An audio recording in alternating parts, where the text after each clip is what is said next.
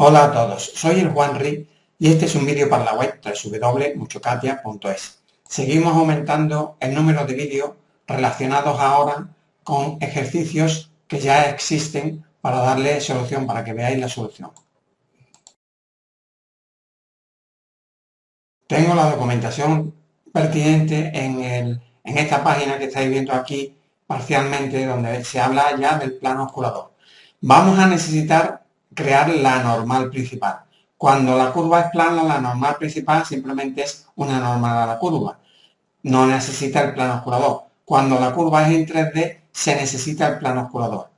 Como es posible no tenerlo, lo que hacemos es crear puntos, uno al lado del, ¿no? A partir de este, uno a un lado y a otro, creamos una línea. Respecto a esa línea, creamos un plano osculador, que es lo que explicamos aquí. Tal como pide el ejercicio, he creado los puntos P1 al P5 y por coordenadas, y después he creado una spline que pasa por todos esos puntos. Esta spline pasa por todos esos puntos sin más otras condiciones. Y he creado además un punto auxiliar en cualquier sitio que le vamos a llamar punto dato. El punto dato me va a servir porque sobre él vamos a trabajar. Estas son las que generan la spline, que podría ser un elemento isolate, pero vamos a dejarlo como está. Y este es el punto dato que me va a servir para construir la UDF. Voy a construir aquí en un Geometrical Set la UDF, es decir, lo que vamos a hacer nosotros para obtener el plano osculador. Lo voy a ocultar para que no lo veamos y simplemente hemos dicho que el punto 1, el punto 1 es sobre la curva spline y a partir del punto dato. El punto dato es el que hemos dado aquí y hay una distancia de 0,050. Ese es el punto 7. Mientras que el punto 8, la diferencia es que la cota, la distancia es de menos 0,050. Es decir, hay entre uno y otro una décima de milímetro de distancia. Y hemos creado una línea que es lo mínimo que permite Katia, ya menos no puede ser, más cercano a la realidad no puede ser, que hemos creado una línea que va desde el punto 7 al punto 8. Y esta línea nos va a definir, por la línea, por el punto, nos va a definir el plano osculador. Este es el plano osculador, un plano que pasa a través de un punto y una línea. El punto es el punto de medio, el punto que nos van a dar para que a partir de ahí hagamos la construcción, el punto de datos, y a partir de la línea que se crea entre estos dos puntos, sencillamente. Y la línea normal, la línea normal es una línea que está normal a la curva de la spline, cuyo soporte es el plano osculador, para decirle en qué dirección va, y el punto sobre el que empieza el origen de la recta es el punto dato, el ángulo 90 grados, y la geometría está en soporte, y la longitud la hemos puesto de acuerdo con el parámetro D, que es este que está aquí.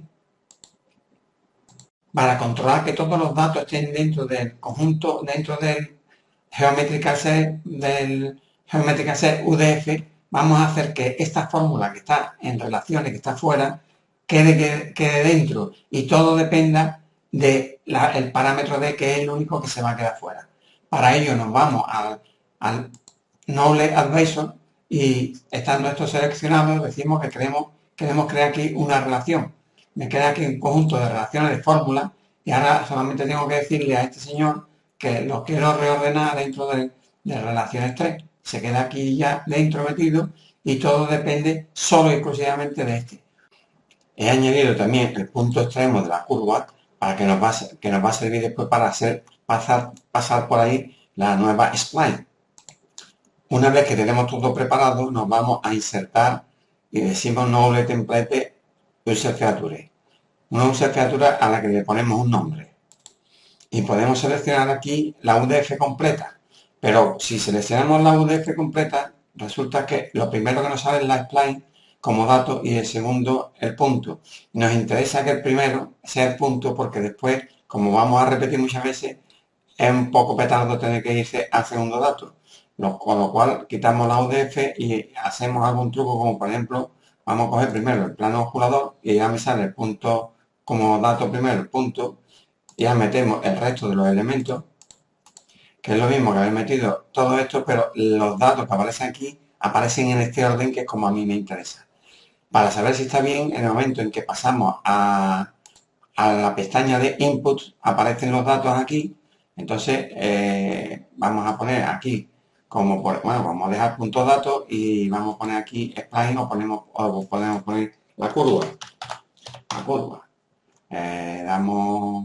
Vamos a Property, vamos a Parámetros. Parámetros no habría por qué publicar nada porque está todo cogido, pero podríamos haber publicado algún dato, como por ejemplo publicar la distancia entre el punto inicio y el punto final, pero lo vamos a dejar tal como está. Elegimos un elemento, vamos a elegir este elemento como elemento gráfico que aparece en el árbol y output, y vamos a añadirle al output, que es, ha puesto como dato principal el punto extremo, le decimos que lo reemplace como la línea normal y añadimos además el punto extremo. Entonces, como elemento principal la normal y como segundo elemento el punto extremo. Damos OK, ya tenemos todo definido. Ya tenemos definida aquí la UDF. Se aparece como este es el elemento, que es la curva, y este es el punto extremo. La damos a local UD y ya tenemos creada la UDF para poder aplicarla. Al querer poner esto para la UDF para que salga primero como elemento el punto, se me olvidó, y al seleccionar esto manualmente y no diciéndole result y aparece, perdón, UDF y aparecería todo, se me ha olvidado seleccionar también las relaciones. Entonces vamos a darle a cambiar componente, y le voy a decir que añada las relaciones. Ya aparece aquí el parámetro de que es uno de los que influirá en cada una de las curvas o de la recta que yo vaya poniendo. Le damos OK y ya tenemos, ya lo único que nos queda es actualizar de nuevo esto y empezar a aplicarlo. Tenemos creado todos los puntos, vamos a aplicarlo. Le decimos insertar instante from selección, y como estaba seleccionado la UDF, pues aparece aquí el elemento de referencia tal, el destino lo voy a colocar aquí en el result y aquí voy a decir lo que queremos. Decimos usar identity name, pero el punto dato, que es el primero, vamos a elegir ahora el punto dato este. Damos a repetir, damos a OK y ya me ha puesto la primera línea. Él queda otra vez en el punto dato como elemento, selecciono de aquí, voy seleccionando el siguiente, OK, el siguiente, OK, el siguiente, sin equivocarme, OK, el siguiente, OK, etcétera. Ya tenemos todo, y lo único que nos queda es el punto final.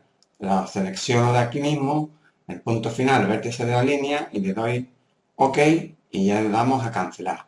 Ya tenemos todas las UDF creadas aquí. Solamente nos quedaría dibujar la superficie o dibujar la spline. Vamos a dibujar la spline y decimos, vamos a crear comando spline y vamos aquí al punto. Vamos a seleccionar 1, 2, 3, vamos seleccionando todo. Podríamos seleccionarlo de aquí, que aparecen desactivados, o sea, abiertos. Vamos a abrir, o lo vamos seleccionando en el árbol. Ya lo tenemos todo seleccionado y ahora vamos a decirle simplemente OK. Y ya tenemos generada la spline. Ya tenemos aquí nuestra spline creada, que es en teoría es una paralela respecto de la otra. Vamos a ver, hay aquí una función que nos permite ver la distancia. Veis que cualquier cosa que hagas aquí en un momento dado, la dirección de la normal se invierte y puede formar cualquier lío gordo. Es decir, distancia a lo mejor aquí es muy difícil que la hayas conseguido.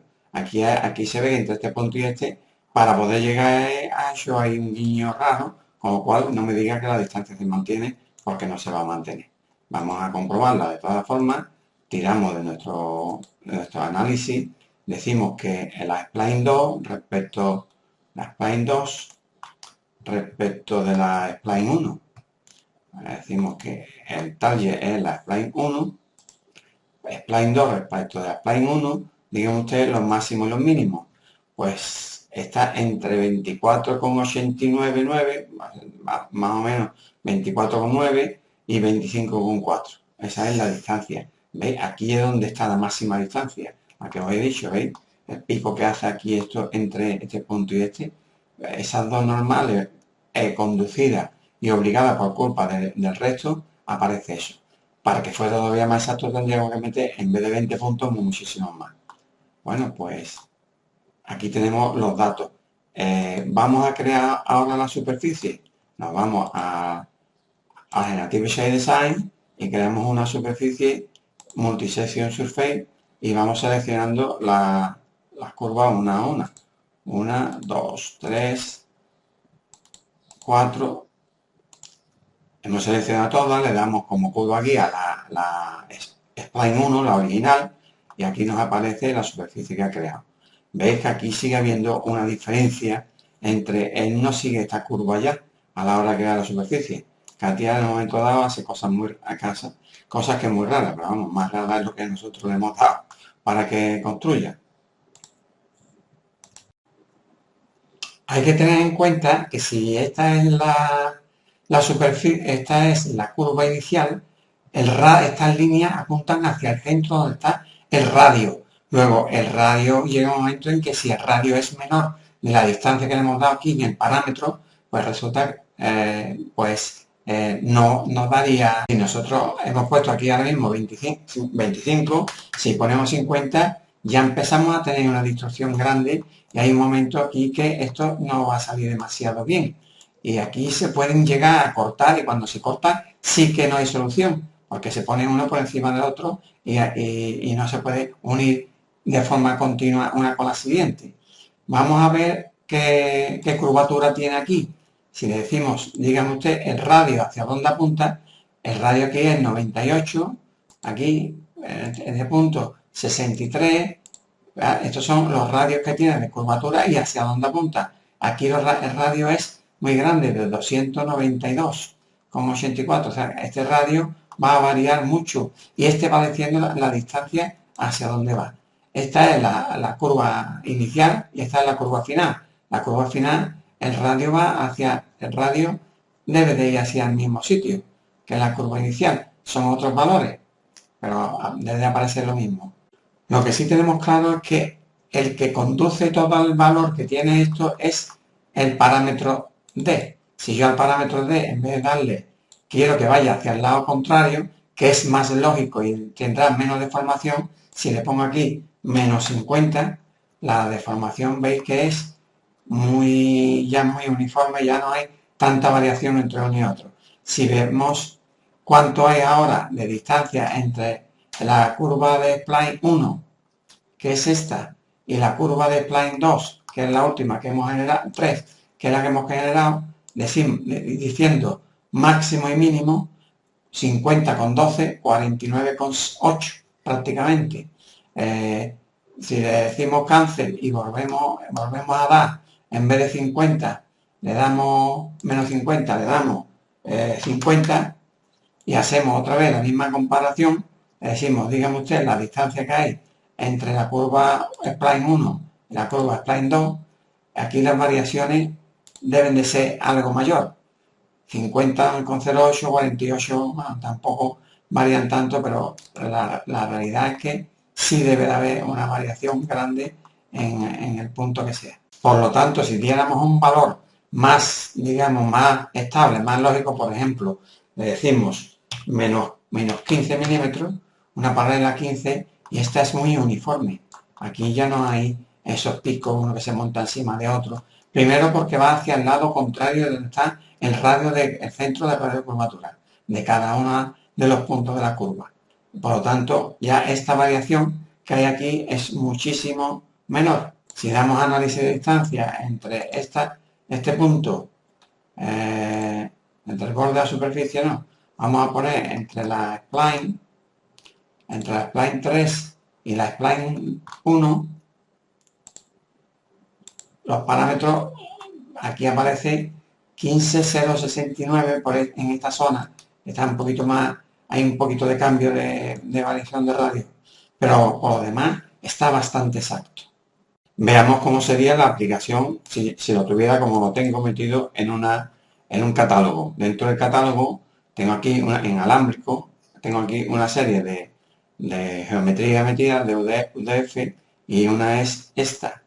Línea normal es una curva, que nos explica aquí la utilidad. Línea normal es una curva en 3D, con un plano oscurador. Le decimos que la aplique y nos aparece este elemento. El primer elemento es el dato, el segundo dato es el punto y el parámetro D es el mismo que ya tenemos. Le damos OK y aquí ya ha metido una línea más. Y esta está generada, no tiene punto extremo, y esta está generada desde el catálogo. Bueno, pues eso es todo. Espero que os haya servido de utilidad haber visto cómo se crea una UDF, cómo se aplica y el concepto que utilizamos de el plano oscurador para qué sirve. Hasta la próxima.